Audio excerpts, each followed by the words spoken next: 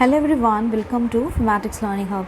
मैं हूं स्निग्धा और आज हम करने वाले हैं लॉज ऑफ मोशन का part number 5।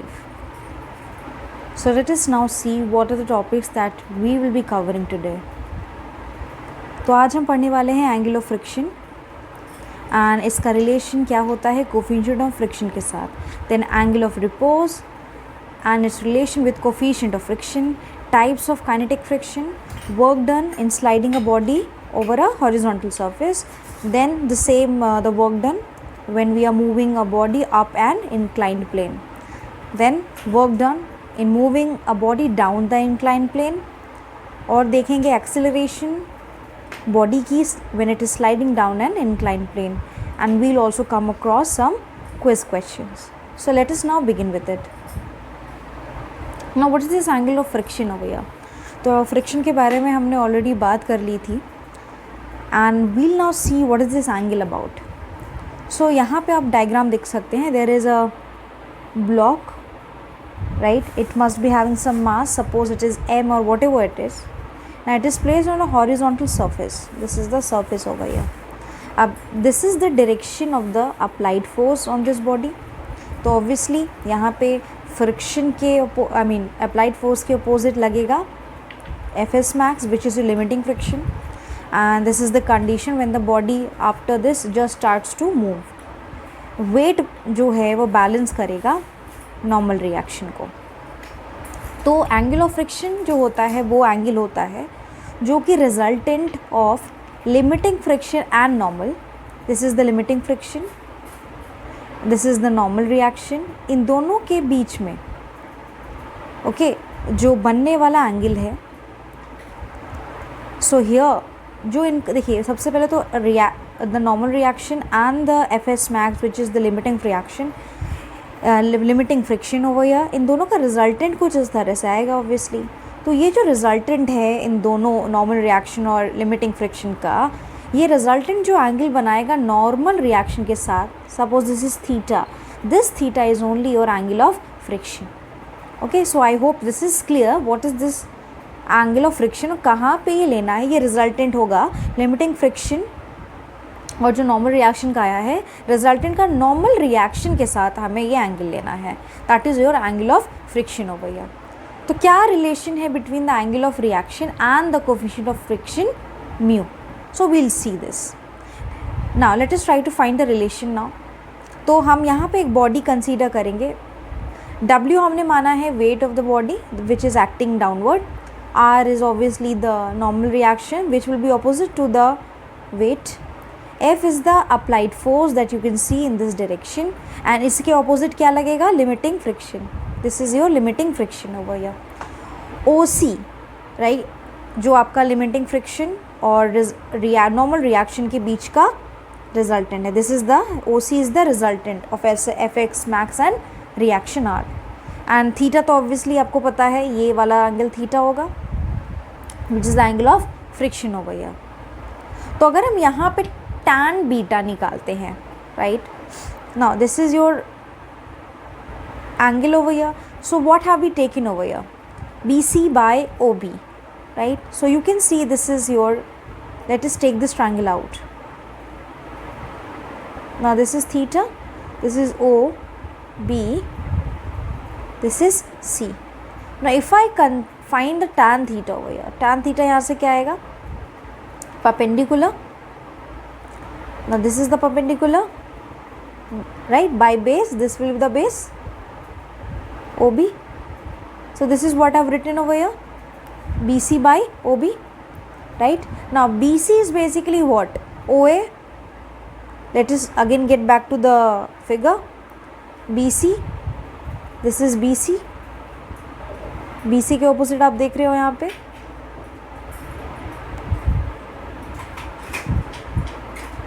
okay, this is basically BC, this is OA, this is A actually, this is BC equals to OA, this equals to this, okay. Okay, and what is OA basically? आपने यहाँ पे देखा figure में OA ये था, OA is basically your what? Fs max. Okay, so in place of OA I can right this Fs max, which is the limiting friction here, so F x max और O B जो था हमारे figure में अगर आप देखो R है, this is O B, this is R, so I have R over here, okay. But हमें पता है F x max limiting friction और जो नॉर्मल रिएक्शन का रेशियो होता है वो कोफिशिएंट ऑफ स्टैटिक फ्रिक्शन देता है। So we can equate right this equation and this equation, हम इन दोनों को इक्वेट कर लेते हैं। If this is suppose equation number 1, equation number 2, so from equation number 1 and 2 what we'll have tan theta equals to coefficient of static friction. So ये जो है रिलेशन है कि जो कोफिशिएंट ऑफ स्टैटिक फ्रिक्शन है वो बेसिकली इक्वल है tangent of the angle of friction के। So this relation you need to remember while solving the numericals. Now what is this angle of repose now? तो angle of repose आप यहाँ पे देख सकते हो एक inclination जो है आपका inclined surface का horizontal के साथ। So ये minimum angle होता है जो कि एक inclined plane horizontal surface के साथ बनाता है, okay? So this is your, when this body is sliding down, you can see over here, this body is basically sliding down. So this is the angle, minimum angle है ये, जो कि ये inclined plane horizontal, this is the horizontal surface, horizontal surface के साथ जो ये बनाएगा, okay? Now let us see the relation between the angle of repose जो हमारा phi था and the coefficient of friction mu, okay? और mu s you can take. Now यहाँ पे आप देखिए, आप एक इंक्लाइन सरफेस लीजिए, फाई क्या है आपका एंगल ऑफ रिपोज है। आप एक बॉडी आप कंसीडर कीजिए, मान लीजिए इसका मास जो है वो एम है, okay, and it is placed on this incline plane and phi is the angle of repose. And now you can see over here that कौन कौन से फोर्सेज है इसका। एक पहले हम फ्री बॉडी डायग्राम देखते हैं। तो फ्री बॉडी डायग्राम में क्या क्या होगा, देखिए ये बॉडी जो है इंक्लाइन प्लेन पे रखी है तो ऑब्वियसली ये स्लाइड डाउन करेगी इस डायरेक्शन में एंड इसके अपोजिट लगने वाला फ्रिक्शन कुछ इस तरह से आएगा। नाउ ये एम है तो ऑब्वियसली जो मास है उसका जो वेट है एम जी वो डाउनवर्ड एक्ट करेगा, एग्जैक्टली नीचे की डायरेक्शन में करेगा। तो अब अगर ये फाई है, this is again your phi, right, this is your phi over here. So इसका एक कॉम्पोनेंट लेते हैं, this is M G cos phi and this will be M G sine phi. And M G sine phi के exactly opposite आपका क्या है, F S max which is your limiting friction. And M G cos phi को कौन balance करेगा, it will be opposite to the normal reaction only. So now we can form equations over here. तो हमने already देख लिया कि यहाँ wait लग रहा था, ओके, जो कि वर्टिकली डाउनवर्ड था, देन लिमिटिंग फ्रिक्शन था जो कि अपवर्ड डायरेक्शन में था, फिगर में आप देख सकते हो, और वो एम जी साइन फाई को बैलेंस कर रहा था। This is what I have written over here, F S max हो जाएगा एम जी साइन फाई के equal, right, you can see from this diagram F S max will be M equal to M G sine phi. And यहाँ पे हम जो है M G cos phi को हम रिएक्शन के अपोजिट लेंगे, नॉर्मल रिएक्शन के opposite, like this. So suppose this is our equation number 2 over here. अब यहाँ पे हम इक्वेशन नंबर 1 को डिवाइड कर देते हैं 2 से। So what will I have, limiting friction और नीचे आएगा आपका normal reaction, this will be equal to M G sine phi by M G I mean cos phi. M G तो डेफिनेटली कट हो जाएगा and sine phi cos phi आपका क्या देता है, टैन फाई। तो यहाँ पे आप देख सकते हो कि एफ एस मैक्स और डिवाइडेड बाय आर ये क्या था एग्जैक्टली हमारा, what we got it over here, this was basically your tan phi. अब ये जो है टैन फाई के बराबर है, sorry this is tan theta which is angle of friction. तो ये है एंगल ऑफ फ्रिक्शन एंड ये बन जाता है एंगल ऑफ रिपोज। तो tan theta is actually equal to tan phi over here. So I can write it as theta equals to phi. It means the angle of friction is equal to the angle of repose over here. So very simple it is. This is how you can find the relation. Now there are various types of kinetic friction that exist. पहला है आपका, देखिए kinetic की अगर हम बात करें, it means the body is in motion. तो मोशन के दौरान जो लगने वाला आपका फ्रिक्शन होगा by the surface, that will be your kinetic friction हो गया। सबसे पहला आता है स्लाइडिंग। जब कभी भी बॉडी जो है स्लाइड करती है, उस केस में जो फोर्स ऑफ फ्रिक्शन एप्लीकेबल है या which comes into the picture, that is basically your sliding friction. Whenever you're sliding any object, so there will always be along the surface of contact there will be sliding friction. So बड़ा simple सा है. Okay, that's what we have. Rolling नाम से ही clear है कि when the body is actually rolling, right? तो जब body roll कर रही है कुछ इस तरह से, so while rolling this wheel is rolling, you are pushing a wheel and it is rolling on the horizontal surface. इस केस में जो फ्रिक्शन आएगा ऑपोजिट साइड से लगने वाला along the surface of contact, that will be your rolling friction. Now let us try to find out what will be the work done in sliding a body अगर हमारे पास horizontal surface है. पहले हम horizontal surface लेते हैं. सो let us now find the expression for this work done. Now consider a body over here. Suppose this is having mass m. So यहाँ पे इसका weight जो है डाउनवर्ड एक्ट करेगा mg, that you can see in the picture. And इसके opposite में लगने वाला normal reaction. Force जो है इस direction में लगाया गया है, इसके opposite लगने वाला kinetic friction है. See this body is moving, that is why we are taking kinetic friction over here. तो weight will be balanced by the normal reaction over here along the, I mean in the vertical direction. Okay, and F is basically your applied force जो कि horizontally applicable है, and Fk was the kinetic friction that you can see in the picture, right? This is the applied force,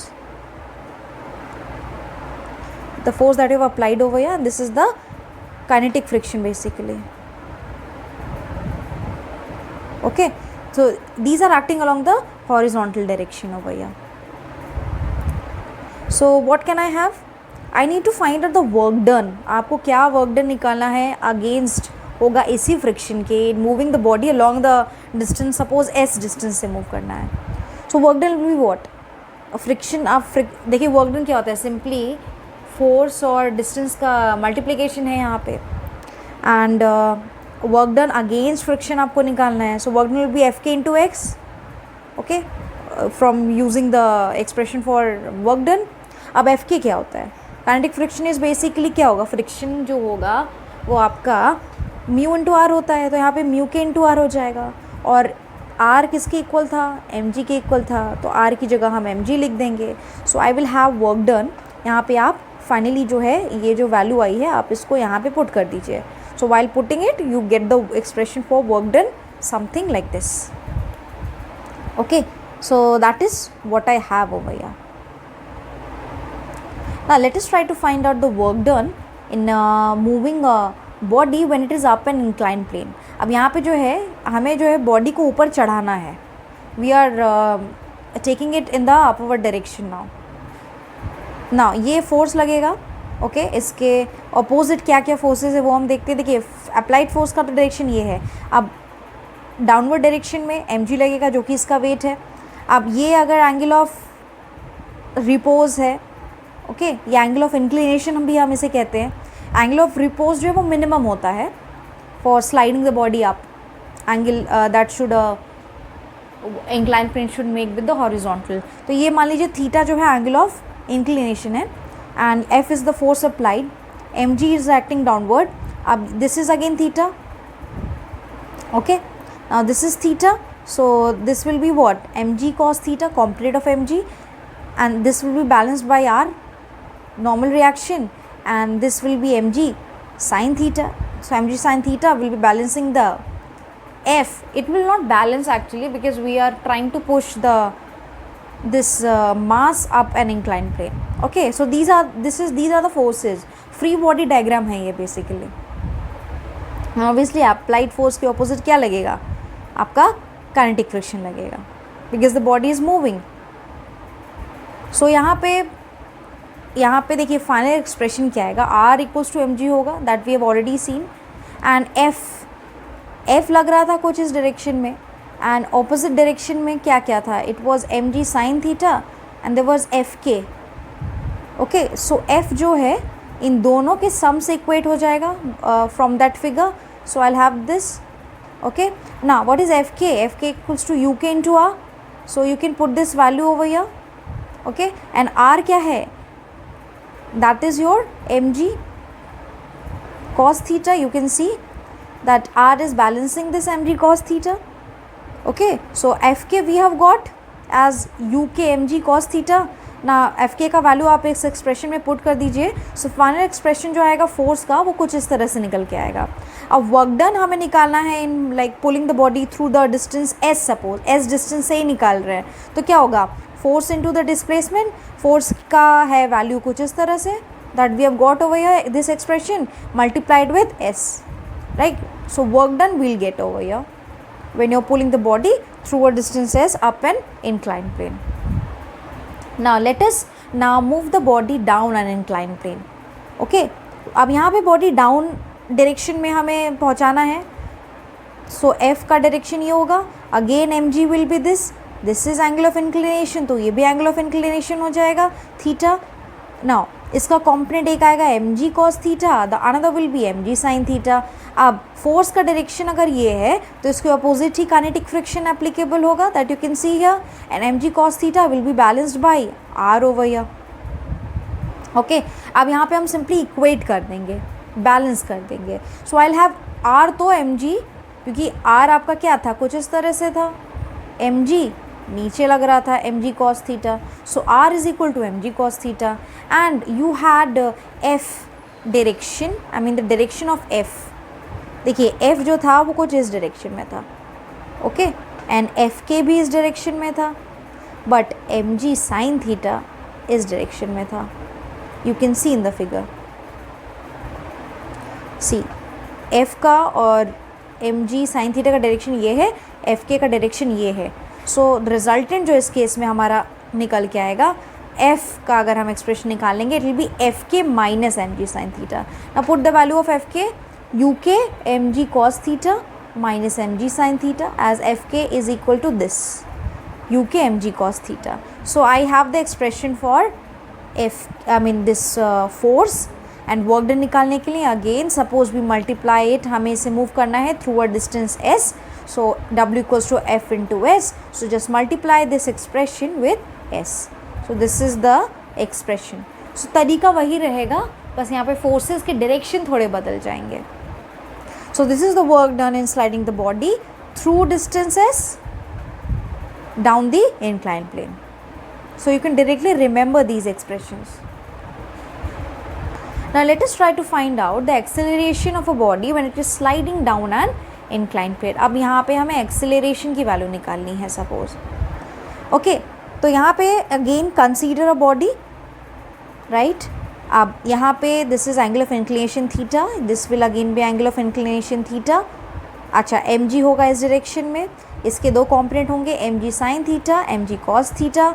okay, now body is basically coming down, it is sliding down, it means the acceleration is in this direction.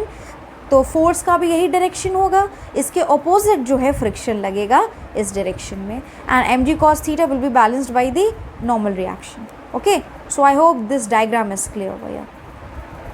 यहाँ पे हमने एक चीज़ और consider की है, when it is sliding down angle of inclination जो है theta, it is greater than the angle of repose हो गया. ओके, तो आर तो था ऊपर, एम जी कॉस था उस फिगर में नीचे कुछ इस तरह से. So they will balance each other. So I will have this. Okay, then it was sliding down, right. So यहाँ पे देखिए एफ का डायरेक्शन ये है, ओके, एफ के का डायरेक्शन ये है, and M G sine theta का डायरेक्शन ये है. सो एफ का एक्सप्रेशन क्या हो जाएगा यहाँ पे, फाइनल मूवमेंट तो इस डायरेक्शन में है. So I will have M G sine theta minus F K. Okay, so I can have it like this. F equals to mg sin theta minus fk. Okay, again I explain, F का direction ये था, opposite direction में लगने वाला friction fk कुछ इस तरह से था.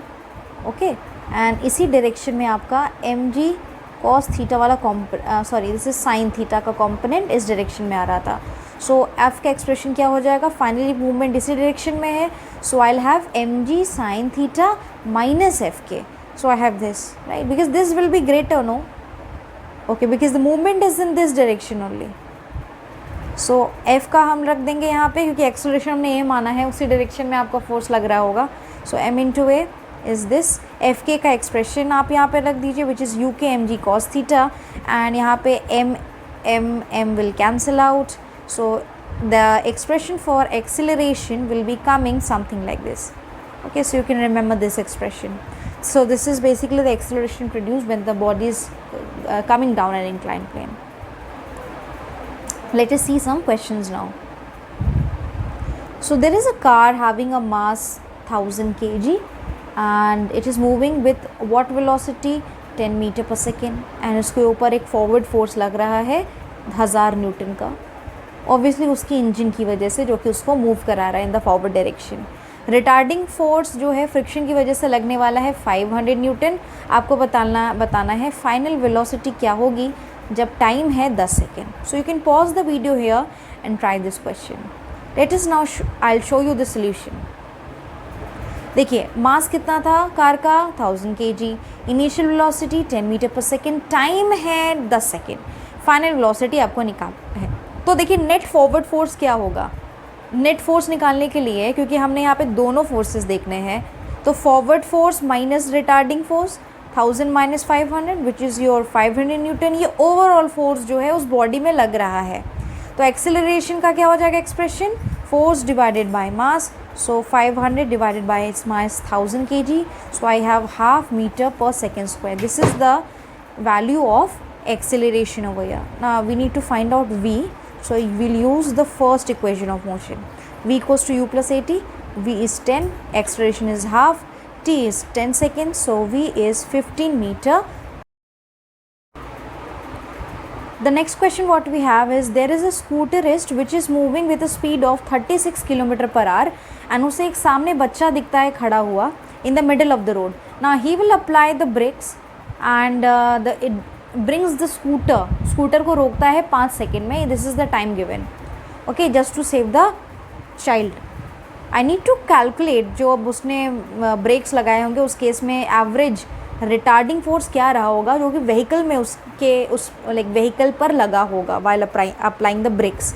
अगर mass of the vehicle plus driver का कितना है 300 kg। Let us try this equation now, I mean try to see the solution now. देखिए इनिशियल वेलोसिटी था 36 किलोमीटर पर आवर, इसे कन्वर्ट करना है मीटर पर सेकेंड में, तो आप सिंपली 5/18 से मल्टीप्लाई कर दीजिए तो आपका आएगा 10 मीटर पर सेकेंड। फाइनली वो जो है गाड़ी को रोक देता है व्हीकल को, so the final velocity will be 0 and कितने टाइम में 5 सेकेंड में। एक्सेलरेशन का क्या होगा, हम इस्तेमाल करेंगे first equation of motion which is equals to v equals to u plus at। तो यहाँ से हम a की वैल्यू निकाल सकते हैं, सो a will be v minus you by T, 0 minus T by 5। Acceleration obviously क्योंकि रिटार्डेशन होगा यहाँ पे, क्योंकि गाड़ी को वो रोक रहा है by like using the brakes, so -2 metre per second square. This is the retardation produced. अब रिटार्डेशन के कॉरिस्पॉन्डिंग हम यहाँ पे एवरेज रिटार्डिंग फोर्स निकाल सकते हैं, मास इंटू रिटार्डेशन 300 इंटू 2।